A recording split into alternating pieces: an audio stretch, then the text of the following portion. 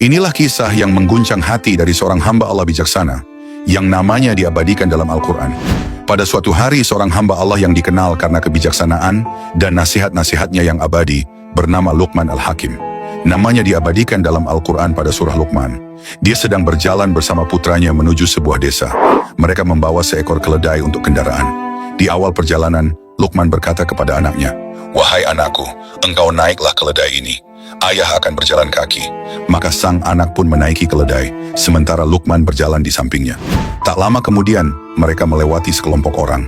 Orang-orang itu berbisik, "Lihatlah anak itu, betapa durhakanya dia. Dia menunggangi keledai, sedangkan ayahnya yang sudah tua dibiarkan berjalan kaki." Mendengar itu, Luqman tersenyum. Ia pun berkata, "Wahai anakku, turunlah. Kini biar ayah yang naik."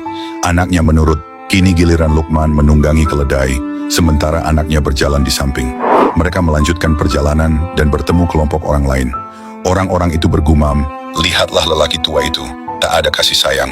Dia menunggangi keledai, sementara anaknya yang masih kecil dibiarkan berjalan." Luqman kembali tersenyum.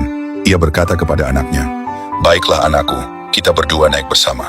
Mereka pun menunggangi keledai berdua.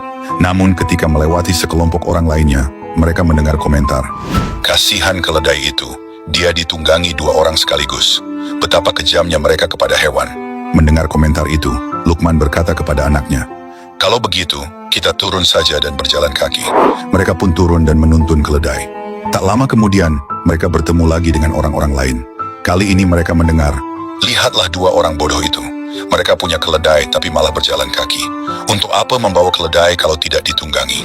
Luqman akhirnya berhenti dan berkata kepada anaknya dengan lembut, "Nak, beginilah tabiat manusia. Apapun yang kita lakukan, akan selalu ada yang mengkritik. Jika kita menuruti semua perkataan manusia, kita tak akan pernah bisa hidup dengan tenang.